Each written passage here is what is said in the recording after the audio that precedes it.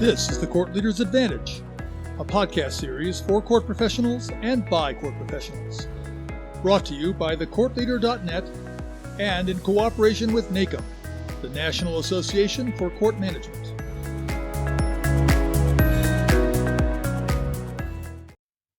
There are strong arguments in favor of selecting court managers based on objective, merit-focused criteria.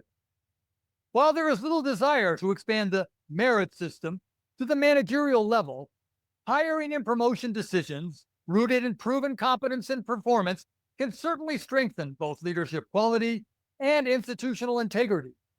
Yet just beneath the surface lies a dilemma courts have wrestled with for decades. What exactly counts as merit? And how objective can we really be in a system shaped by politics, personalities, and pressure? On paper, hiring based on demonstrated skill, experience, and performance seems straightforward. Place the most capable professionals in leadership roles. But is it ever really that simple? Competent court managers make better decisions and boost staff productivity, reinforcing the logic for hiring based on objective criteria. Still, questions linger about who gets to judge competence and by what standards. Merit-oriented hiring strengthens public trust in the courts, but only if the public believes the process is truly fair. And that's where uncertainty begins to creep in. Is managerial hiring grounded in objective criteria even possible in our court system? Can the administrative machinery ever be fully insulated from the political milieu in which courts operate? This tension creates a shadow over the ideal of purely merit-based hiring, as political alignments and institutional loyalties can sometimes weigh as heavily as managerial skill. Selection based on objective criteria prioritizes quantifiable results, efficiency, budgeting, and project outcomes. Yet this focus risks pushing aside intangibles such as empathy, fairness, and cultural awareness. So the question becomes, can we measure what truly matters, or are we only measuring what is immediately measurable? Are there even truly objective criteria for assessing candidates for court administrative positions? Consider these 6 commonly used criteria and the uncertainties that accompany each. Determining if candidates can effectively communicate and demonstrate interpersonal competence. This is one of the more objective criteria. However, one might also have to choose between interpersonal competence and, say, legal or court operational knowledge. Leading court teams and analyzing complex problems are vital in court administration. But with few objective measures, an interview might favor the candidate who tells a more compelling story. Degrees and certifications that show one's continuing professional development might be the most objectively measured criteria. Legal, technical, and operational expertise is easier to objectively assess. Of course, candidates outside the court system are at a huge disadvantage compared to internal candidates. Demonstrations of fresh thinking and innovation in an area outside of the courts can be challenging for an interview panel to assess how a candidate might perform in a court environment. Loyalty to the court might be highly subjective and might not even be openly expressed in the hiring process. I'm Pete Kiefer, and welcome to the Court Leader's Advantage podcast series. This month, we're wading into the murky waters of merit selection. Can truly objective, measurable criteria be applied when choosing court management leaders? Or is the ideal of merit always just slightly out of reach? Here to talk about this important topic are Beth Urban, Deputy State Court Administrator for the Unified Judicial System in Pierre, South Dakota; Whitney Blyton, Senior Management Analyst for the Superior Court in Vancouver, Washington; Zanelle Brown, Fairness and Accountability Manager for the Michigan State Court Administrator's Office; and Erica Payne Santiago, Deputy Court Administrator and Jury Commissioner for the Prince George's County Circuit Court in Upper Marlboro, Maryland. Thank you all for joining today's podcast. So let's start off with the big one. Can courts truly hire and promote managers based on the strength of merit alone, when the system itself is interwoven with political influence and judicial priorities? Or is merit-based selection more of an aspirational ideal? Whitney Blyton? I absolutely think it's in the reach that we can hire on merit, but I think it has to be intentional. So creating processes or policies before you do these interviews. Because as a court manager, you're looking for the whole package. Like you said, the education is needed, the ability to tell a compelling story, because these candidates will have to tell the court's compelling story to county commission or other stakeholders to plead the case. But I think being really intentional about the hiring process can help the process be more merit-based. Beth Urban? I agree that merit-based selection isn't aspirational. I think it is within reach. Really, the goal you discussed about the goal about hiring the most capable person, and I think that's why we want to use it. It's using objective criteria and standardized interviews and processes and work examples. And so it's really focusing on the candidate's qualifications and skills and abilities rather than focusing on things like favoritism or their personal connections. And so I think a lot of merit-based reduces the unconscious bias and ensures a fair and open competition. I think a lot of the opponents will talk about how it overlooks soft skills, but I think if done correctly by using things like behavioral-based interviewing, you can really obtain aspects of the candidate's experiences to evaluate them for the position. So yes, I think that merit-based interviewing can occur. Sanel Brown? So, Pete, I was thinking about that a lot, and I believe that the courts have done a lot to reach that ideal. What do we need from our professional team? What are the skills that we're looking for? And making sure that we're looking for those skills and pulling those out through the resumes, through the interview processes.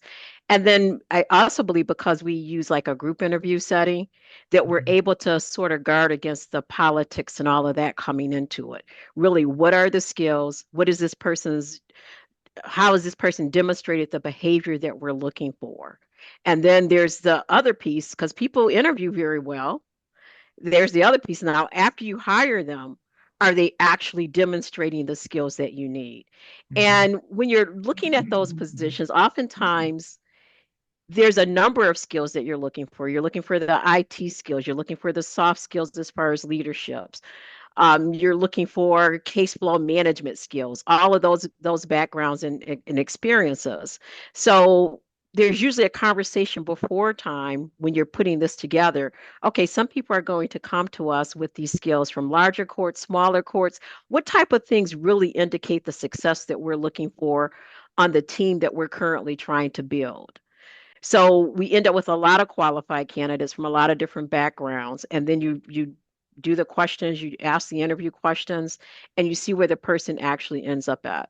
One of the things that, we guard against is who did you know or what's your seniority, all of that. So we can just break it on down. What's the skills? How have you demonstrated these skills? And how can we rank everybody on that same platform to make sure that we get the best talent? How are interview panels supposed to judge traits like trustworthiness, discretion, and empathy? Qualities essential to court leadership without slipping into intuition and personal bias. Whitney? Well, Peter, I think one way interviewers can do this is create scenario-based questions. Um, Recently, I asked an interviewee, tell me about a time you had a difficult customer. What did you do? Tell me what happened. And you can kind of get a sense of what they do in those interactions. For example, one person said, I kind of avoid conflict, so I went and grabbed another friend. So that tells me maybe conflict isn't their best skill. And in this tough environment, I'm looking for someone with a little more of a thick skin. So with another candidate, they answered it beautifully and said, I really took my time to listen to what they had to say, try to de-escalate them, and get their matter resolved as quickly and as they efficiently as they needed to. Erica Payne Santiago? I think in the courts and public sector, behavioral interview questions are definitely an option. An example of interview question could be describe an instance in which you were contacted by a close friend regarding their spouse's case, which has happened before. How would you handle it? You're able to really determine by the response of the candidate, their judgment, their decision making, if they're familiar with any type of processes. And so to assist the panel in making a sound decision on such a topic that can be a little bit measurable and fair in the process, you may want to create like some type of rubric that identifies the strength of the response. So you might have understood confidential protocols graded 1 to 3, or provided an example of good judgment rated 1 through 3, and ultimately ensures the panel is judging similarly as they're going through the interview process. Sanel Brown? I believe if you use like the STAR format, where you're basically asking the person, tell me about a time when you had to do X, Y, Z. Tell me about a specific time. Tell me about the task that you had to do. How did you act and what was the result? Then you at least get to hear from the person what that experience is. And if you've had it, like I said, if you had that pre-interview time where you're talking with the panel, what really are we looking for on this answer? You can basically say, hey, did the person give us a circumstance that was relevant? Was their action the action that we would have liked to have happened? Was the result appropriate? And if the result wasn't appropriate, were they able to correct? And then use that as some type of metrics to get something more objective. So I can't say that you're going to totally stop your gut from interplaying, but hopefully with the collective body, you're able to check one another. Zanel, sometimes courts have immediate talent needs that they're looking for. For example, they might be constructing a new court facility, looking for a new automated case management system, or establishing a veterans court. However, the candidates for management positions could potentially stay with the court for over a decade. How do you balance the court's immediate needs with the long-term criteria managerial candidates must fulfill? So I think you got two things there, and you have to sort of balance them and figure out how to balance them. If I have this $1 million project coming up for a new case management system, that's an immediate organizational need. And if Yeah. I'm interviewing for a position that involves that, those are legitimate questions. However, that project may last a year or two, and the court's going to have other needs. So where am I bringing that piece into the equation as well? We know that this is what we need for the next 2 years. So maybe it's a term limited position that we offer. Maybe it's a contractor, but we're looking for someone who we know can be possibly involved in that and hopefully manage that, Yeah. but Of also course. continues to bring some value to the organization. And like I Yeah. said, sometimes we've done like contracts because we know that this is only an immediate need. So can we get contractors to address that immediate need? But we need someone with some skills maybe in that area, but they don't have to be the expert in that area, but they have a global view and can be with us for a long time making a contribution. And I Yeah. think those have been the best decisions. When you hire someone just because you got this immediate need and you're sliding them in there, after that immediate need is met, it's a gamble whether or not that person can do more than that. Beth, what topics are covered in interview training, and does South Dakota provide such training to its court staff? We do. We have actually training for new supervisors with regards to announcing and interviewing and selection processes. We have guides and handbooks to do that. But things that we cover in there is things like unconscious bias and the different types of interview questions, and when maybe it's appropriate to ask a certain type of interview question. If it's a hypothetical or a behavioral, things to look for when you're evaluating applications, all the way from the start of the process to the end of the process. Because I think you need, like I said, that goes to the intentional part, right? Even when the position becomes vacant, you need to be thinking ahead of what you want in that position and how you want it to function. And all the way to the end, we have what we call a selection documentation form, which outlines why you hired the person you hired, which is very helpful too when we come to ensuring the legal aspects of the process are covered as well. Merit-based hiring is often held up as the antidote to diversity, equity, and inclusion efforts, with critics claiming that DEI equals quotas and quotas equal reverse discrimination. So let's put it out on the table. Is the DEI conversation really about quotas, or is that a convenient oversimplification? Beth? I don't believe DEI is about quotas. I think what DEI is about is creating the culture you want, supporting fair opportunities, promoting innovation, and using goals. I think what DEI is not is absolutely not hiring quotas and sacrificing merit and showing preference. Erica? We know that United States law and HR practices don't quite permit quotas as we are looking at hiring.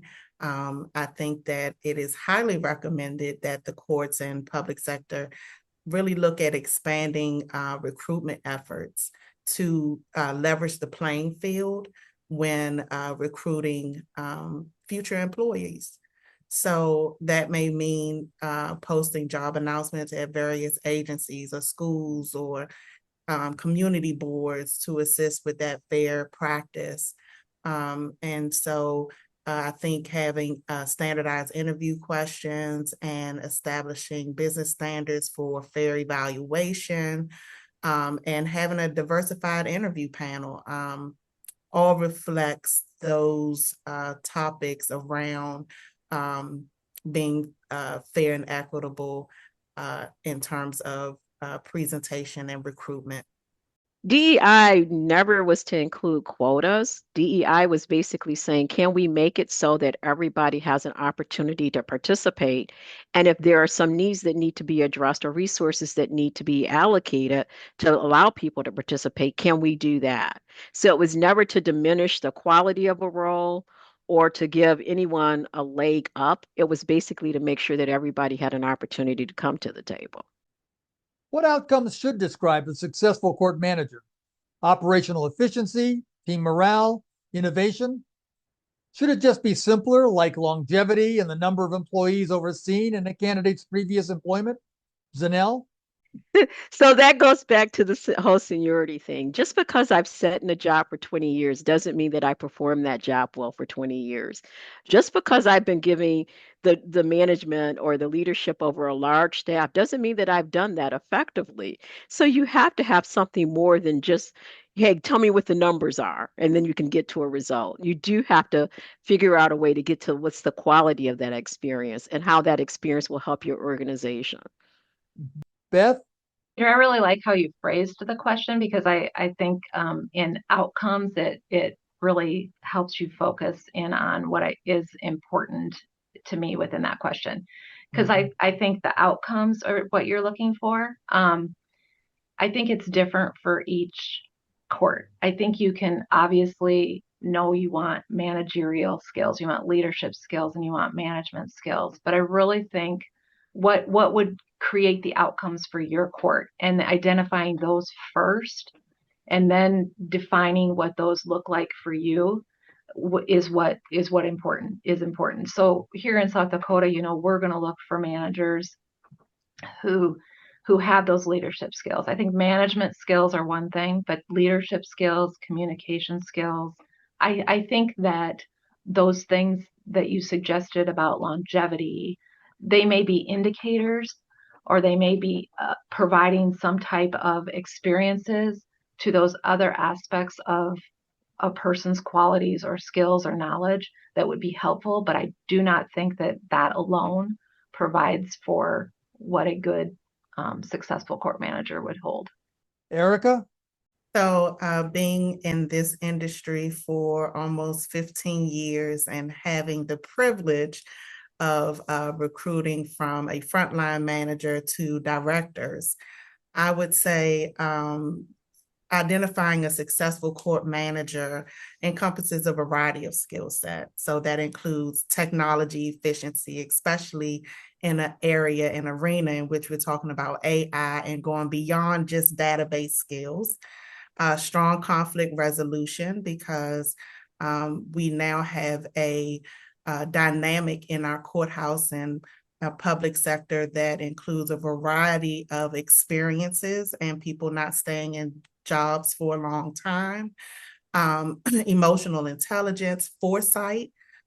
We have to be innovative. We have to be cutting edge, and to keep up with mainstream and the expectations of the visitors that visit our courthouse every day. We need to understand our regular case management, of course, strong human resource knowledge that we mentioned earlier in our conversation, how to manage and work with teams, because we do have groups of offices that provide services to the public, and program development. Courts are not just hearing cases, we're also providing some sense of social service to our constituents. And so in 2025, do I think longevity is the answer? I'll say should complement a court manager's previous professional experience, transferable skill set, complexity of work environments that they've handled. Additionally, when determining supervisory skills, it is not just about the number of employees, but also the types of positions that they've overseen. Zanelle, are there any effective methods for comparing management candidates who were from outside the courts or even outside the entire law and justice community with internal candidates so they're both on a level playing field? I can teach you case flow. Yeah. So the things that I can teach you, maybe I'm not weighing that as heavily that this person has 20 years of experience in case flow. Do you understand the way that things flow through an organization? Maybe you have done that in supply chain industries or something like that. So maybe that can be transferable here. There are other things that say I can't teach you. Integrity. Yeah. So those things you have to come to the table with, and hopefully through the questioning, I'm able to discern what's the level of integrity. Your people skills, depending on where I want to situate you in an organization. If you haven't been a leader before, I can't say I'm going to put you in a department over 30 people right off the bat. Yeah.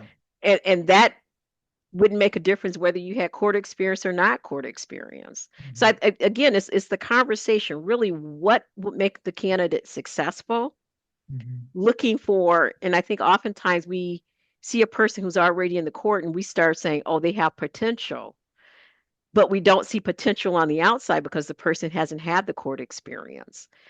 So get away from the potential and look to see what's the actual experience and behaviors. And can you discern what are the experience and behaviors that are going to be relevant for success for your organization? How can a court determine organizational success when many of its outcomes are not easily quantifiable and are frankly often steeped in politics? I'm wondering, should the ability to navigate political minefields actually be legitimized as a merit-based measure? Whitney? I think as long as it's framed as a demonstration of critical thinking, the ability for constructive relationships with stakeholders and the skill to navigate judges and counsel. So yeah, that's a tough one, Peter. Erica? I agree. This was a very interesting question that I needed to ponder. But it is important to leverage both the court environment, which is highly political, having the savviness to manage the environment, and to be able to strategically think and build those professional relationships so that we all can achieve the court's mission and goal. And so, for instance, there may be a need to institute a new technology as we manage and prepare cases. And this would require having the ability to understand the impact on the judiciary, having those hard conversations, negotiating funding, and kind of, obtaining the necessary support needed for the project. So yes, it can be a minefield a little bit, but if you build those solid rapports, you can maneuver through it. For those joining us today, is there a best practice that you can recommend to make managerial hiring more objective? Beth? You need to set yourself up for success. So you need to go to training. Don't think you know what you're doing when you just come in there. You need to keep that skill set of training as an interviewer keep that skill set fresh. And standardize your processes. Make sure that you're setting those up so they are standardized and that they're legally sound, and that you know what you want. Prepare. From the beginning of what a position is doing and when it becomes vacant, to announcing, to filling it, to always know what your end goal is on the outcome of that position. And then stick with that in that standardization. That would be my couple of tips. Whitney? I think doing continual training, having a rubric to follow, making sure there's a box for continued education, interpersonal skills, demonstrated leadership skills, all those things that are important to you. Make sure you're checking off those as you go through the interview, and then having a collaboration with your fellow interviewers to kind of get feedback from others as well. Erica? And to compliment my colleagues on the line, I'll be a little more specific and encourage interview panels to have integrated interview questions. So kind of break them down into subtopics like behavior, managerial, technical skills, and knowledge. I think sometimes we generalize our questions and then we miss what we really needed to get before the hiring occurred. So that's my tip. Zanelle? There's a couple of things I can recommend. First of all, like I said, I would not say just have one person on the hiring. I'm very good at looking at things very broad, but if I'm looking for someone with some IT skills, I would like to have an IT subject matter expert with me. If I'm looking for someone who's going to bring legal skills, I want somebody who's actually practicing law. I have a law degree, but I haven't practiced in a while. So I want somebody who's actually doing that type of work and have that courtroom experience. And I think collectively that helps. I also believe before you even get to the interviewing table, when you're looking at what are you asking people to bring to the interview? What are you looking for on the resumes? How do you make sure what you're getting on the resumes is actually what you need in the job? Are you asking yourselves those questions? Or are we just currently recycling? This is what we've always done, and having those type of conversations. When you're recruiting, think about your normal places that you recruit. Typically, being a lawyer, I'm like, let's go to law schools, let's go to bar associations. But are there some non-traditional places that I can go? Are there some civic organizations or communities organizations that I can reach out to? Maybe it's the community college instead of the law school. So making sure that there's a lot of different pathways open and we have relationships there. So when they see that we have an opening, they're like, oh, okay, yes, I do want to be a part of the court. I do want to apply. And I think a lot of that comes from building the relationships before the job is even posted.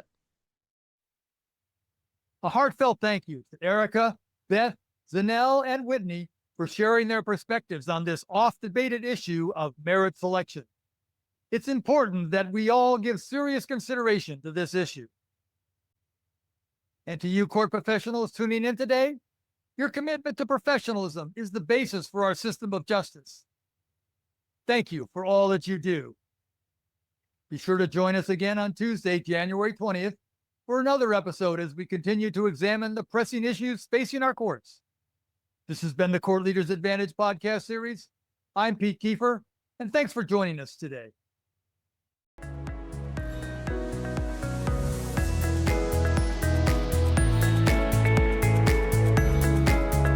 Thanks for joining us today. The Court Leaders Advantage is a regular podcast series on courts and court administration. Today's episode will be available on our website, on the Court Leader website, on YouTube, Facebook, iTunes, LinkedIn, Blue Sky, and on X, formerly known as Twitter. Become part of the conversation. If you have questions, comments, or ideas for future episodes, email us. Our address is clapodcast@nacomnet.org. Did you hear an interesting comment by one of the panelists that you would like to listen to again, but you don't want to search the entire episode to find it? The additional resources section on the web page has a question time marker sheet. Find the discussion question on the sheet, and next to it is the time that question was asked. You can quickly fast forward to that time and listen to the panelists' comments. Remember, if you don't have time to watch an episode, you can always listen to the audio version. Listen in your car or on the bus on your way to or from work. You never have to miss an episode. I'm Pete Kiefer, and on behalf of our guests, the Court Leader website, and the National Association for Court Management, thank you, and have a great day.